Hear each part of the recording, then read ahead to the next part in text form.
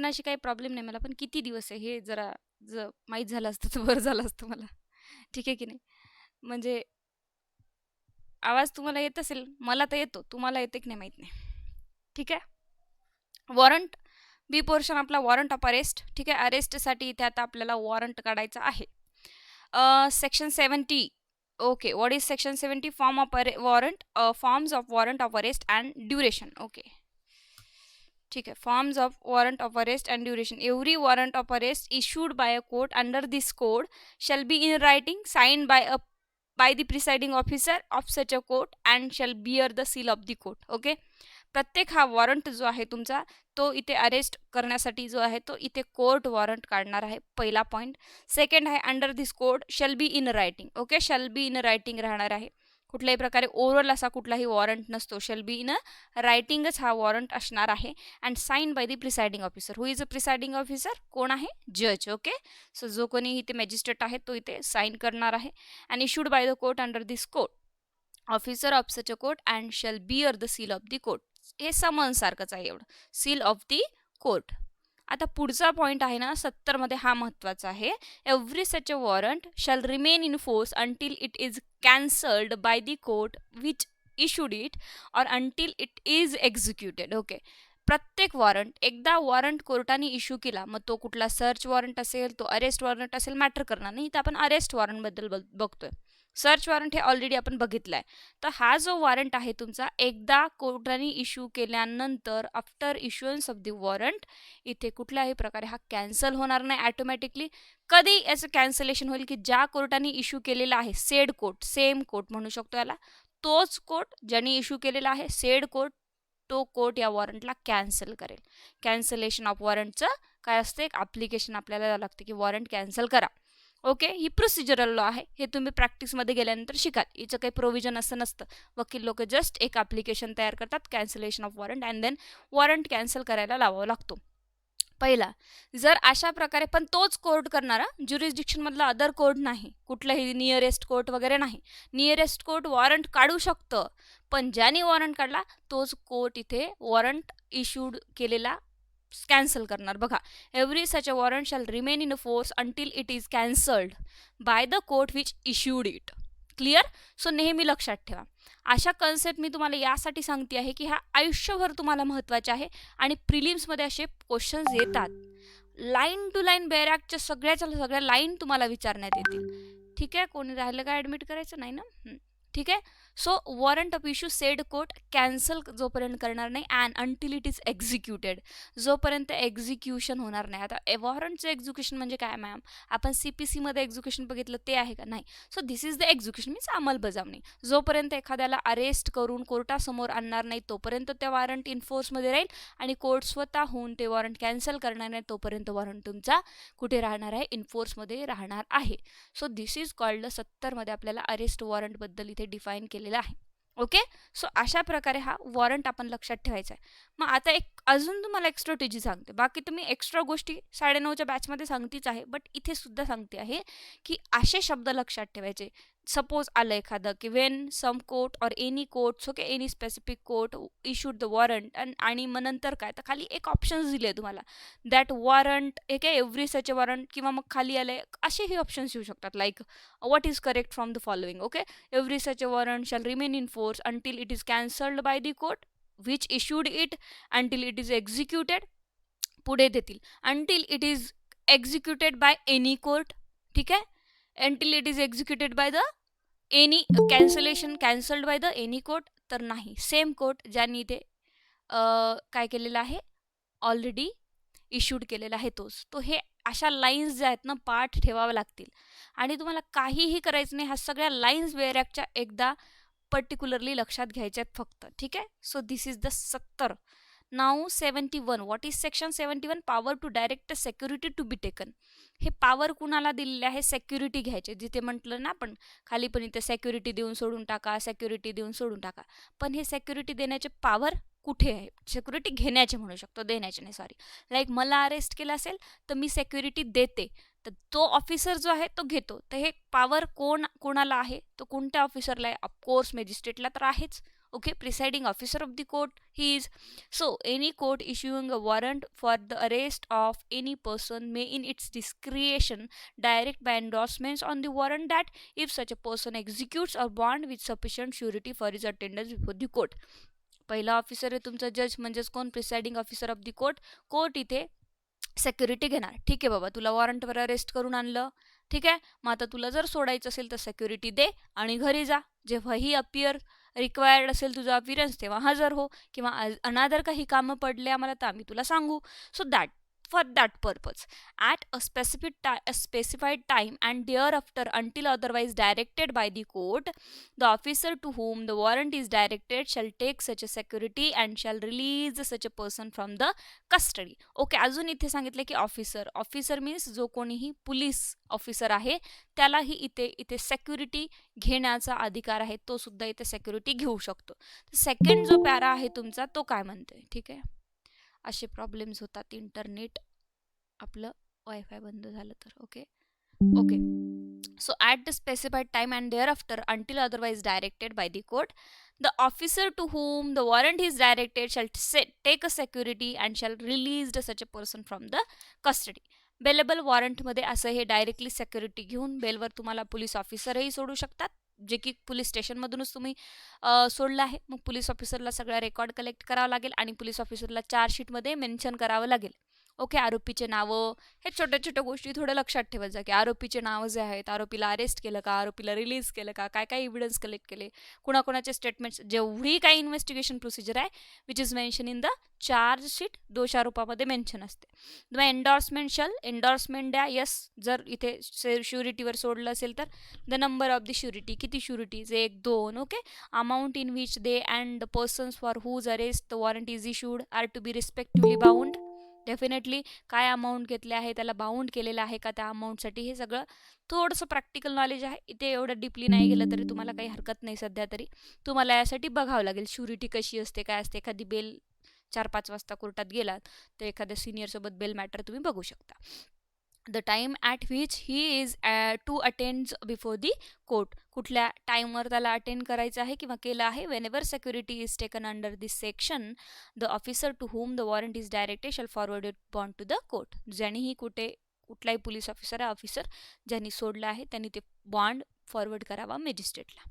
मॅजिस्ट्रेटने सोडलं असेल तर तो भागच वेगळा. Okay, so this is the security bail आपण याला म्हणतोय, ठीक आहे की नाही. So bailable warrant, non bailable warrant, bailable वॉरंटमध्ये हे तुम्हाला करू शकतं, ठीक आहे. सो ठीक आहे, हे झालं तुमचं 71 सेक्शन. त्यानंतर येऊया आपण 72 सेक्शनवर. Section 72. What is section 72? Warrant to whom directed. आता जसं समन्स होता, बोला बोला. रेकॉर्डेड लेक्चर आहे का? रेकॉर्डेड लेक्चर आहे, पण वायफाय कनेक्शन कालपासून इश्यू होतं म्हणून आपण कालचं लेक्चर अपलोड नाही केलं. होऊन जाईल अपलोड, ठीक आहे. येस, मी सगळे रेकॉर्डिंग करते आहे lectures. Okay, don't worry. 72. Warrant to whom directed. A warrant जसं लाईक आपण समन्स, ठीक आहे की नाही. समन्स प्रायव्हेट पर्सनही समन्स घेऊन जातो, कोर्टाचा बेलीफही समन्स घेऊन जातो, ठीक आहे की नाही. कोणीही घेऊन जाऊ शकतं summons as per the direction of the court and as per the authority or permission of the court. तसंच वॉरंटचंही आहे, वॉरंट कोण घेऊन जाऊ शकतं. तर a warrant of arrest shall ordinary be directed to one or more of police officer. So one or more, एक police officer किंवा म्हणजेच पोलीस ऑफिसर इथे आपण लिहूया. Police officer, generally warrant police officer execute करणार असतो, ठीक आहे. But the court issuing such a warrant may, if its immediate execution is necessary and no police officer is immediate available, direct it to any other persons or a person and such a persons or a person shall execute the same. जर police officer immediately हजर नसेल at the time, okay, then in the second situation तुम्ही इथे immediately काय करू शकता, कुठल्याही पर्सनला, other पर्सनला इथे वॉरंट एक्झिक्यूट करण्यासाठी लावू शकतात. पण जनरली इन द क्रिमिनल केसमध्ये वॉरंट जो असतो तो पोलीस ऑफिसरच एक्झिक्यूट करतो. ओके, सो हे थोडं लक्षात ठेवा. When a warrant is directed to more officer or person than one, it may be executed by all or by any one of the more. Definitely other पर्सनला जेव्हा warrant देतात तर एक पर्सन किंवा अनेक पर्सन पोलिसांसारखं ते एक्झिक्यूट करू शकता. ओके, सो 73 मध्ये येऊया. Warrant may be directed to any person. पुन्हा सांगतात की वॉरंट कुणालाही डायरेक्ट करता येतो. Yes of course the chief judicial magistrate or the magistrate of the first class may direct warrant to any person within his local jurisdiction for the arrest of any escaped convict, proclaimed offender, or of any person who is accused of the non-bailable offense and the evading arrest. जो कोणीही private person आहे तिथे तुम्ही private पर्सनला दुसऱ्याला warrant देऊ शकता. Okay, in this situation chief judicial magistrate and magistrate देऊ शकतं. कोणी एस्केप्ड कन्व्हिक्ट आहे, प्रोक्लेम्ड ऑफेंडर आहे, त्याला दिसला असेल तर तो वॉरंट घेऊन जाऊ शकतो नॉन बेलेबल मॅटरमध्ये आणि त्यांना डायरेक्शन देऊ शकतं की यांना असं असं पकडा किंवा वॉटेवर यांना आणा म्हणून. ठीक आहे. सच अ 2 मध्ये 73 मध्ये such a person shall acknowledge in writing the receipts of the warrant and shall execute it if the person for whose arrest it was issued is in or an enters on any land or other property under his charge. Definitely जो person इथे warrant of arrest घेऊन गेलेला आहे तो person इथे कुठल्याही परिस्थितीत इथे जसं की पोलीस ऑफिसरला कुठेही जाऊन कुठल्याही ठिकाणी एक्झिक्यूट करण्याची अथॉरिटी आहे तशी याला सुद्धा आहे. 3 मध्ये या when the person against whom such a warrant is issued is arrested, he shall be made over with the warrant to a nearest police officer who shall cause him to be taken before magistrate having a jurisdiction in the case unless security is taken under this section 71. So definitely जो कोणी private person इथे arrest करून आणणार आहे तो इथे तुम्हाला police officer जवळ चार्जमध्ये जो आहे तो नियरेस्ट पोलीस ऑफिसरला देईल आणि त्यानंतर 71ची प्रोसिजर सुरू होईल, बॉन्डवर सोडायचं का नाही का वगैरे. खूप सोपे सेक्शन्स आहेत आणि इतके खूप काही असे महत्त्वाचे नाही आहेत. ठीक आहे की नाही. Warrant directed to police officer, definitely दुसऱ्या पोलीस ऑफिसरला देता येईल का? एक पोलीस ऑफिसर डेफिनेटली देईल. A warrant directed to any police officer may also be executed by any other police officer whose name is endorsed upon the warrant by the officer to whom it is directed or endorsed. एका police ऑफिसरनी दुसऱ्या police ऑफिसरला endorsement करून त्याचं नाव लिहून warrant तुम्ही त्याला देऊ शकता. Okay. Notification of substance of warrant. Okay. Notification substance, what is the substance mention in the warrant, ते इथे नोटिफाय करणं गरजेचं आहे समोरच्याला. The police officer or other person executing a warrant of arrest shall notify the substance thereof to the persons to be arrested. त्याला सांगा की आम्ही तुला नोटिफाय करणे म्हणजे ते सांगणे. ठीक आहे, नोटिफिकेशन देणे की आम्ही तुला या अशा अशा गुन्ह्याअंतर्गत अरेस्ट करायला आलो आहे आणि हा त्याचा अरेस्ट वॉरंट आहे. मूवीजमध्ये बघतात ना तुम्ही, यू आर अंडर अरेस्ट. ठीक आहे की नाही, ह्या वॉरंट आमच्याकडे आहे. And if so required shall show him the warrant. जर रिक्वायरमेंट करत असेल, तो म्हणत असेल की चला मला दाखवा वॉरंट, देन तुम्हाला दाखवावं ही लागेल. ठीक आहे. सेक्शन 76 मध्ये काय म्हटलंय, person arrested to be brought before court without delay. पुन्हा तेच सांगतात, this is the right of the accused against. This section also deals with the right of accused. जिथे जिथे मी सांगितलंय तुम्हाला की this is deals with the right of accuse, हे थोडंसं तुम्ही बाजूला काढून ठेवा किंवा मेन्शन करून ठेवा. हे प्रिलिम्सला तुम्हाला कामाला येईल किंवा इंटरव्ह्यूला. The police officer or other person executing a warrant of arrest shall subject to the provision of section 71 as to security. Okay. So जो कोणीही पोलीस ऑफिसर अदर पर्सन जो कोणी एक्झिक्यूट करतोय warrant subject to the provision of section 71 मध्ये जे सांगितलं की याला सेक्युरिटीवर सोडता येतं. Without unnecessary delay brings the person arrested before the court before which he is required by law to produce such a person. जर 71 मध्ये तुम्ही सेक्युरिटी घेऊन बॉन्डवर सोडलेले नसेल तर तुम्हाला 24 तासाच्या आत हजर करावं लागेल मॅजिस्ट्रेट समोर. Okay. This is the right of the accuse. त्याला 24 तासाच्या आत जर हजर नाही केलं तर त्याचा राईट व्हायोलेट होतो according to the Indian constitution. Provided that such a delay shall not in any case exceed 24 hours exclusive of the time necessary of the journey. हा जो डिले आहे 24च्या वरती जाऊ नये. अँड मोर ओव्हर इथे काय आहे, exclude the journey time. Okay. Now section 77 मध्ये what is section 77, where a warrant may be execute. Warrant execute करण्याचा कुठे, हा सेक्शन थोडासा मजेदार आहे. लाईक आपण मजेदार इन द सेन्स की महत्त्वाचा तर आहेच, छोटा आहे महत्त्वाचा आहे. तर बघूया काय म्हणताय हा सेक्शन. आहे ना इंटरनेट आपला आज, हां ठीक आहे. A warrant of arrest be executed at any place in India. Okay. 77 हा सेक्शन लक्षात ठेवायचा. 77 हम साथ साथ है. ठीक आहे की नाही. वॉरंट कुठेही जा, पूर्ण इंडिया काय आहे, एकच आहे, हम साथ साथ आहे म्हणायचं. आणि where warrant may be executed, so at any place in India, at any place in India, place in India. ठीक आहे की नाही. कुठेही जाऊन तुम्ही वॉरंट एक्झिक्यूट करू शकता. कोणी कुठेही पळून गेलं त्याला तिकडून पळून घेऊन आणून शकता आणि त्याची बेल, रिमांड कुठेही जाऊन करू शकता. ओके. लाईक काय म्हणू शकता, वॉरंटची अंमलबजावणी कुठेही करू शकता. तर warrant of arrest may be executed at any place in India. ठीक आहे. सो इथला वॉरंट काढलेला असेल तिकडे जाऊनही त्याला एक्झिक्यूट तुम्हाला करता येतं. जो पोलीस ऑफिसर जिथे आहे त्याला तिथून पकडून आणता येत. नाव 78. ठीक आहे, 78. ठीक आहे. असं गरजेचं नाही आहे की याच मॅजिस्ट्रेट समोर हजर करायचं. सपोज तिकडे खूप दूर पकडले तुम्हाला, ठीक आहे की नाही, आणि खूप दूर पकडल्यानंतर काय होणार, त्याला 24 तासाच्या आत इथे आणू शकत नाही म्हणून मी नियरेस्ट मॅजिस्ट्रेट. आता ही 167 मध्ये प्रोसिजर दिलेली आहे. काय प्रोसिजर आहे की 24 तासाच्या आत कुठे हजर करायचं, मग nearest executive magistrate, nearest judicial magistrate, मग त्यांना किती राईट आहे. ठीक आहे की नाही, अशा प्रकारे. ठीक आहे. सतत मेसेज येतात, JMFCचं नोटिफिकेशन कधी येणार काय सांगणार आता.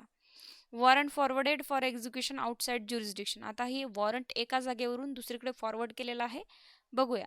Wien a warrant is to be executed outside the local jurisdiction of the court issuing it, such a court may instead of directing the warrant to the police officer within its jurisdiction, forward it by post otherwise to executive magistrate. तर याला by the letter, by the post आपण इथे forward करू शकतो तिथल्या executive मॅजिस्ट्रेटला. District superintendents of the police of commissioner, police within the local limits of the jurisdiction it is executed. Okay. And execution magistrate, executive magistrate, district superintendent, commissioner shall endorse him name thereon and if practicable cause it to be executed in the manner herein before provided. ठीक आहे. So letter bye पोस्टनी वगैरे तुम्ही दुसऱ्या स्टेटमध्ये किंवा दुसऱ्या ठिकाणी हा पाठवू शकता वॉरंट. ओके. बाकी इथे खूप सारं वाचण्याची गरज नाही, तुम्ही सोडू शकता हे. The court issuing a warrant under subsection 1 shall forward it along with the warrant the substance of the information against, जे काही फर्स्ट इन्फॉर्मेशन रिपोर्टचे वगैरे जे असेल तर तेही डॉक्युमेंट्स तुम्हाला वॉरंटसोबत पाठवावे लागणार आहे जर तुम्ही दुसरीकडे वॉरंट पाठवत आहात एक्झिक्युशनसाठी. 79मध्ये आहे warrant directed to police officer for execution outside a jurisdiction. Warrant directed to police officer for execution outside jurisdiction. काय म्हटलंय, एक वॉरंट डायरेक्ट करायचं आहे दुसऱ्या पोलीस ऑफिसरला आउटसाइड द ज्युरिस्डिक्शन. एक पोलीस ऑफिसर दुसऱ्या पोलीस ऑफिसरला वॉरंट देत आहे तर देऊ शकतं का, यस देऊ शकतं. Where warrant directed to the police officer is to be executed beyond the local jurisdiction of the court issuing the same. ज्या कोर्टाने इश्यू केला आहे त्याच्या बियॉन्ड ज्युरिस्डिक्शन दुसऱ्या ज्युरिस्डिक्शनमध्ये जाऊन तो एक्झिक्यूट करायचा आहे. He shall ordinary take it endorsement either to execute magistrate, endorsement करून एक्झिक्यूट मॅजिस्ट्रेटला द्या, or to police officer not below the rank of the officer in charge of the police station. Executive magistrate किंवा मग police officer जे की police in charge आहेत त्या लेवलचा त्या पोस्टवरचा, within the local limits of whose jurisdiction the warrant is to be executed. ज्या ज्युरिस्डिक्शनमध्ये तुम्हाला एक्झिक्यूट करायचं आहे तिथे तुम्ही हा वॉरंट त्यांच्या एक्झिक्युटिव्ह मॅजिस्ट्रेट किंवा पोलीस ऑफिसरला देऊ शकतात. त्यानंतर such a magistrate or police officer shall endorse his name thereon. पुन्हा तेच एन्डॉर्समेंट करून तुम्हाला ते द्यायचं आहे. ओके. बाकी मी थोडंसं आता डीपली नाही जायचं आहे आपण इथे, कारण हे सेक्शन्स महत्त्वाचे नाही आहेत तेवढे, इतकं डीपली तुम्हाला विचारणार नाही. 80मध्ये procedure on arrest of a person against whom warrant issued. Okay. ज्या व्यक्तीच्या अगेन्स्ट इथे वॉरंट इश्यू केलं आहे त्याची प्रोसिजर काय राहणार आहे. ओके, बघूया. Procedure on arrest of a person against whom warrant issued. When a warrant of arrest is executed outside the districts in which it was issued, the person arrested shall, unless the court which issued the warrant is within 30 kilometre. ज्या कोर्टाने हा warrant issue केलेला आहे, ठीक आहे, आज इथे तुमच्या औरंगाबादच्या कोर्टाने इथे वॉरंट इश्यू केलेला आहे. ठीक आहे, वॉरंट इश्यू केलेला इथे झाला वॉरंट इश्यू. आता पुढे बघूया काय म्हटलं आहे.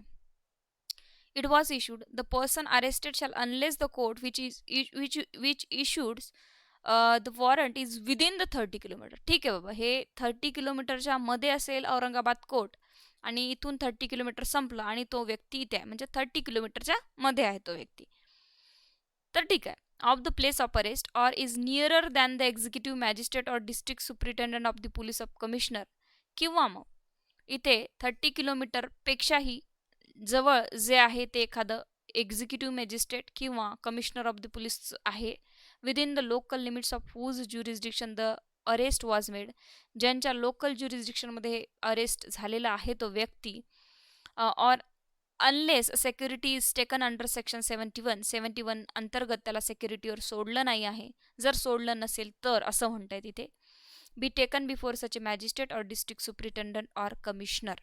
आता इथे 3 सांगितल्यात तुम्हाला गोष्टी.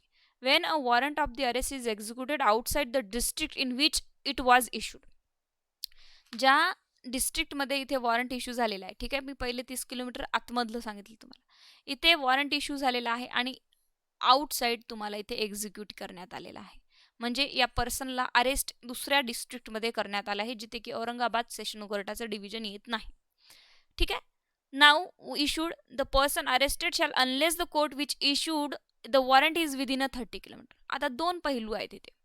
औरंगाबाद कोर्टाने वॉरंट इश्यू केला, येस, बट औरंगाबाद कोर्टाच्या बाहेर एक्झिक्यूट करण्यात आलेला आहे. बट मोर ओव्हर, जरी तुम्ही औरंगाबाद कोर्टाच्या बाहेर आउटसाइड जरी एक्झिक्यूट केला असेल, पण तिथून हे जे कोर्ट आहे हे 30 किलोमीटरच्या आतमध्ये येतं. होऊ शकतं की नाही, लगेच इथे औरंगाबाद डिस्ट्रिक्ट संपला, ठीक आहे, आणि इथे तुमचं जे औरंगाबाद डिस्ट्रिक्ट आहे इथून 30 किलोमीटरच्या आतमध्येच एक दुसरं गाव आहे, भले इथून दुसरं डिस्ट्रिक्ट मॅटर करणार नाही. आउटसाइड जर ज्युरिस्डिक्शन जरी असेल, पण 30 किलोमीटरच्या आतमध्ये अंतर असेल, तर तुम्ही त्या आरोपीला इथेच घेऊन या. कुठे घेऊन यायचं आहे?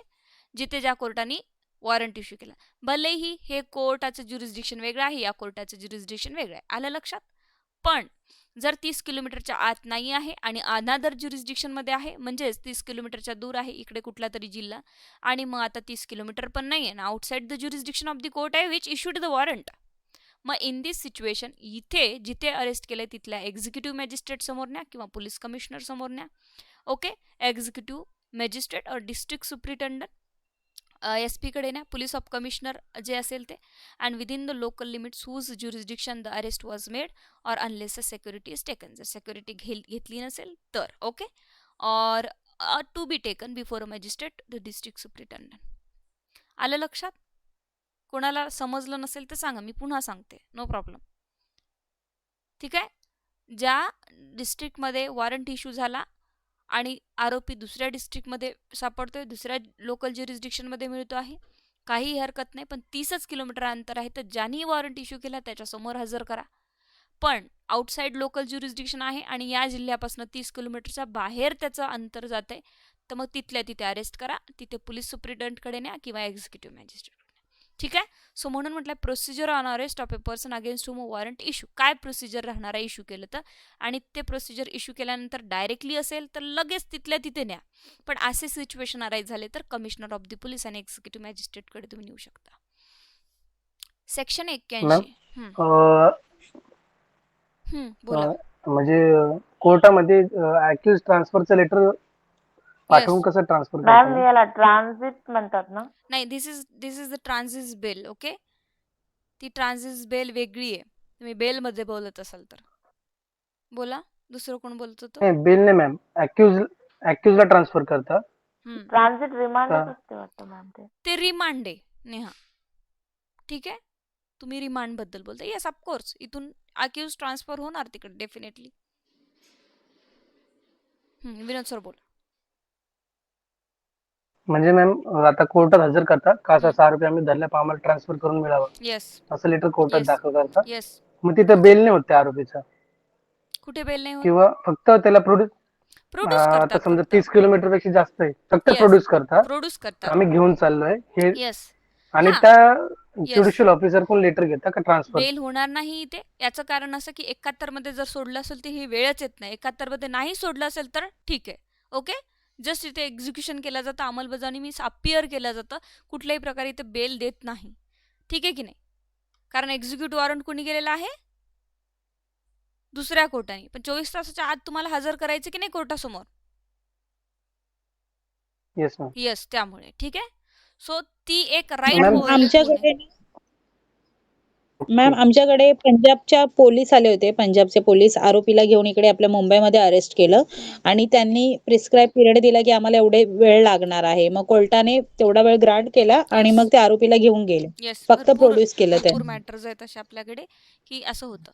ती ट्रान्झिट जी बेल आहे तर तिथे तुम्ही ट्रान्झिट बेल घेऊ शकता. ठीक आहे की नाही, कुठल्याही कोर्टामध्ये ती बेल घेऊ शकता. जिथे सपोज लाईक आता तुम्ही जसं म्हटलं की पंजाबच्या कोर्टाने वॉरंट काढलेला आहे, पंजाबची कोर्ट किंवा पंजाबचे पोलीस इथे औरंगाबादला अरेस्ट करायला आलाय व्यक्तीला, तर तो व्यक्ती ज्याला अरेस्ट करायला आलाय, तो बेलसाठी इथल्या कुठल्याही कोर्टात अप्लाय करू शकतो. आलं का लक्षात? ठीक आहे की नाही, तो व्यक्ती इथे बेलसाठी अप्लाय करू शकतो, नो प्रॉब्लेम.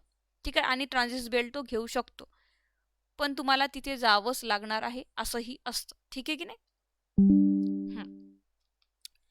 सो 81 मध्ये procedure by magistrate before whom such a person arrested is brought. Okay, so आता इथे म्हटलं आहे procedure by magistrate before whom the person arrested is brought. Okay, जी काही ही प्रोसिजर आहे बाय मॅजिस्ट्रेट होणार आहे ते before whom such a person is brought, ज्याच्यासमोर ह्या पर्सनला अपियर केलेला आहे. The executive magistrate or district superintendent of the police of a commissioner of a police. Okay, जे एक्झिक्युटिव्ह मॅजिस्ट्रेट तुम्ही हजर झाला आहे आणि SP समोर तुम्ही जे हजर झाला आहात, इफ द पर्सन अरेस्टेड, हे बघा समोरच प्रोसिजर दिली. आपण ज्याबद्दल चर्चा करत होतो ती. ठीक आहे, आता बघा इथे कन्सेप्ट क्लिअर होईल तुमची. If the person arrested appears to be the person intended by the court which issued the warrant, direct his removal in custody to such a court. So इथे काय म्हटलं आहे, जेव्हाही तुम्ही एक्झिक्युटिव्ह मॅजिस्ट्रेट आणि SP समोर हजर होत आहात, तर police or commissioner of the police शाल, इफ द पर्सन अरेस्टेड, त्या पर्सनला जर इथे अरेस्ट केलं असेल म्हणजे एकातरमध्ये सोडलेलं नाही आहे, appears to be the person. Okay, appears to be the person intended by the court which issued the warrant. Okay, so तिथे तुम्हाला ज्यांनी इश्यूड केलेलं आहे वॉरंट, ठीक आहे, इंटेन्शन आहे का तिथे अपियर होण्याचं, असेल तर ठीक, and direct is removed in the custody to the court. Okay, याला न्यायालयात न्यावे असा आदेश हे इथनं देऊ शकतात की त्याला अपियर करा तिथे त्या कोर्टासमोर. ओके, सो इथे 24 तासाच्या आत लिहून घेतील, आदेश देतील आणि डायरेक्टली सांगतील की which issued the court direct is removed in the custody to such a court. ठीक आहे, हा एक पॉईंट आहे. त्यानंतर पुन्हा इथे प्रोवायझो दिलाय, हे रिमूव्ह तर करू शकतात, त्याला मॅटर करणार नाही की ठीक आहे तुम्ही अपियर व्हायचंय तिथे, आता तुम्हाला आम्ही इथे 24 तासाच्या सोडतोय. बट आता पुन्हा प्रोवायझो दिला आहे आणि म्हटलंय if the offence is bailable. Okay, ऑफेन्सवरही डिपेंड करताय की ऑफेन्स जर बेलेबल असेल तर काय होणार आहे. बघा आता दोनमध्ये डिफरन्स बघा, तुमचा कन्सेप्ट इथे क्लिअर होईल. And such a person is a ready and willing to give a bail to the satisfaction of the magistrate or district superintendent commissioner or the direction has been endorsed under section 71 on the warrant, and such a person is ready and willing to give the security required by such a direction, the magistrate district superintendent of the commissioner shall take such a bail or security as the case may be and forward the bond to the court which issued the warrant. Why? Because काय सांगतोय 70 आपला की तिथे गेलाच पाहिजे तुमचा warrant. So definitely याला remove करणार इथनं, म्हणजेच काय रिलीज करू शकतात आणि इथे जो काही वॉरंटची कॉपी आहे, काय केलं काय नाही, आता हे सगळं तिकडे रेकॉर्ड पाठवून देणार. आता या मॅजिस्ट्रेटला पुढे काय करायचं तो ठरवणार. ठीक आहे की नाही, हे वॉरंट कॅन्सल करून वॉटेवर त्याला डिस्क्रिशनरी पॉवर आहे because he issued the warrant. So इथपर्यंत तुम्हाला कळलं प्रोसिजर की सुप्रिटेंडंट आणि एक्झिक्युटिव्ह मॅजिस्ट्रेट काय करणार आहे. अपियर करून घेणार, सोडू शकतात, इंटेन्शन आहे का तुझं समोर अपियर राहण्याचं ज्यांनी वॉरंट इश्यू केला आहे, आणि आम्ही त्याला सगळा हा रिपोर्ट फॉरवर्ड करतो आहे.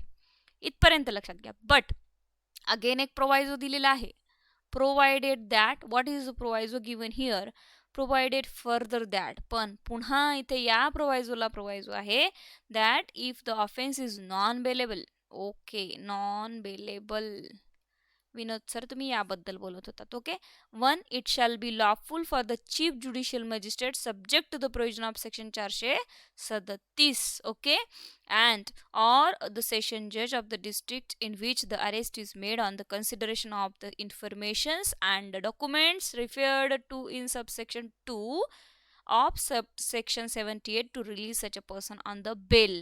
ओके, आता इथे 78 मधला आपल्याला इथे 78 जो सेक्शन होता of section 78 release such a person on bail, section 78 मधला आपल्याला 2 बघायचा आहे.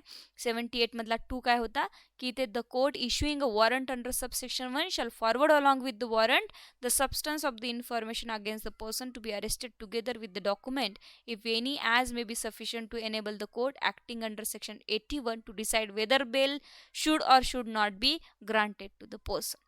याला बेल द्यायची, याला सोडायचं नाही सोडायचं, आता हे सगळं कोण ठरवणार आहे. नॉन बेलेबल ऑफेन्समध्ये CJM अँड जो कोणी आहे ते सेशन कोर्ट, म्हणजे 437 under bail taken in a non bailable offence, हे या मॅटरमध्ये जाणार आहे नॉन बेलेबलच्या 437 मध्ये. इथे खालचं कोर्ट आता काही करू शकणार नाही, म्हणून म्हटलं आहे provided further that if the offence is non bailable one it shall be lawful to the chief judicial magistrate.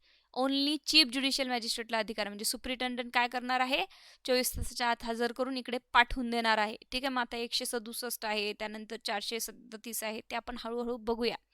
And subject to the provision of section 437, मग यांच्या प्रोव्हिजनमधनं प्रोवायझो जे काय आहे ते द्यायची बेल की नाही द्यायची. Okay, or the session judge of the district in which the arrest is made on consideration of the information or document referred to in subsection 2 of section 78 to release such a person on bail.